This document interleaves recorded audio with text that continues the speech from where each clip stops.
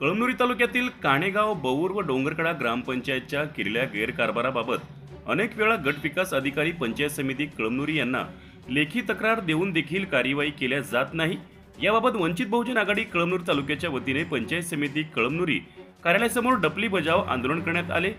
तसेच काणेगाव ग्रामपंचायतमध्ये 2010 ते 2025 पर्यंत दलित वस्ती विकास योजनेच्या माध्यमातून लाखो रुपयाचा निधी उचलला, परंतु सदरील केलेले काम समाज मंदिर, रोड, नाल्या, लाईट याबाबत लाखोंची उचलण्यात आली असून भ्रष्टाचार झाला आहे। या प्रसंगी कोणतीही ठोस कार्यवाही केली जात नाही। ग्रामसेवक यांना निलंबित करून ग्रामसेवक व सरपंच यांच्यावर गुन्हा दाखल करावा, निलंबनाची कार्यवाही व्हावी। तसेच बौर गावातील दलित वस्तीमधील रस्ता दलित वस्तीत न करता इतर ठिकाणी करण्यात आला, तिथली लाईट देखील नाही।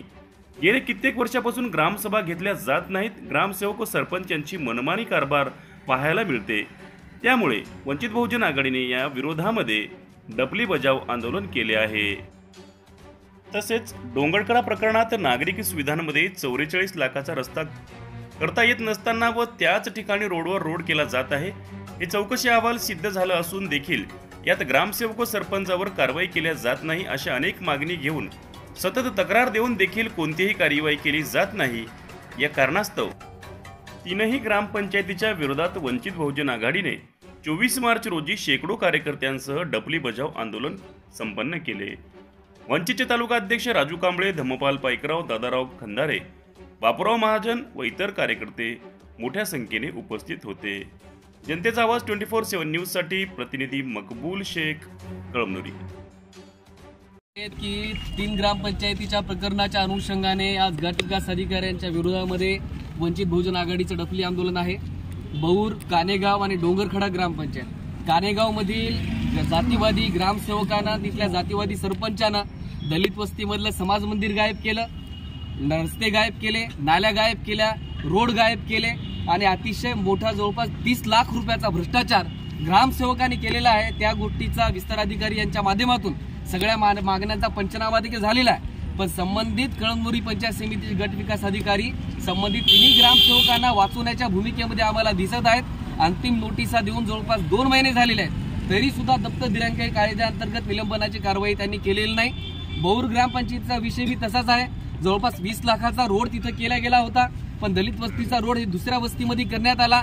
तिथे लाईट गायब आहेत। ग्रामसभा गेली 2 ते 2.5 वर्षात ग्रामसभा एकही ग्रामसभा झालेली नाही आणि अनेक खोट्या सह्या करून लाखो रुपयाचा निधी उचलत्या ग्रामपंचायतीमध्ये झालेला आहे, तरी सुद्धा सदरील ग्रामसेवकावर निलंबनाची कारवाई झालेली नाही। डोंगरखड्याचं प्रकरण सध्या परिस्थितीला पूर्ण जिल्ह्याला माहीत आहे। 44 लाखाचा नागरी सुविधेमध्ये आणि त्याच्या आधी 10 लाखाचा तिथंच रोडावर रोड केला जात आहे, तिथेही मोठ्या प्रमाणात भ्रष्टाचार आहे।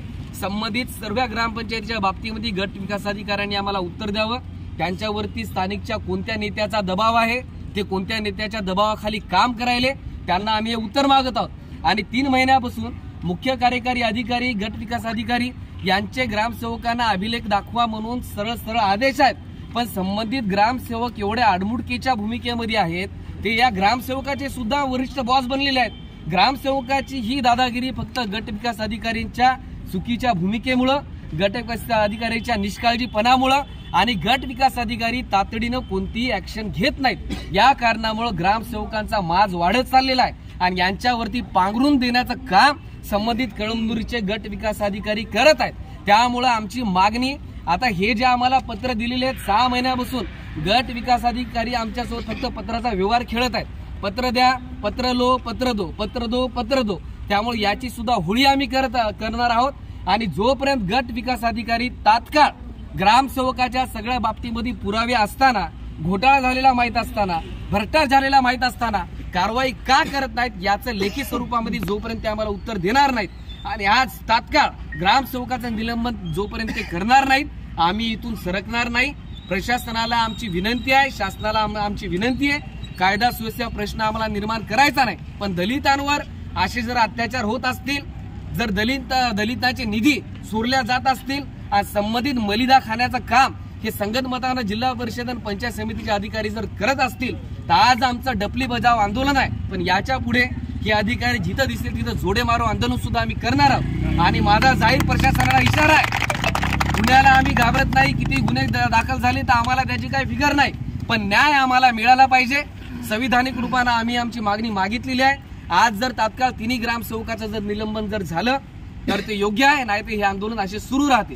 त्या पलीकडे मी तुम्हाला जाऊन सांगतो, डोंगरकड्याच्या प्रकरणामध्ये गट विकास अधिकाऱ्यांनी सगळा खेळ केलेला आहे. संबंधित ग्रामसेवकांना बदलीचा अर्ज दिला होता, त्याची आम्हाला सांगण्यात आलं बदली मंजूर करण्यात आली नाही, पण आमच्याकडे कागद आले, त्यांची बदली मंजूर करून घेतली. शासकीय महाराष्ट्र नागरी वैद्यकीय सुविधेनुसार आणि महाराष्ट्र शासनाच्या नियमानुसार कोणतेही वैद्यकीय जेव्हा रजा एखाद्या ग्रामसेवकाला किंवा अधिकाऱ्याला दिला जाते, त्याचा चार्ज इतर अधिकाऱ्याकडे दिला जाते.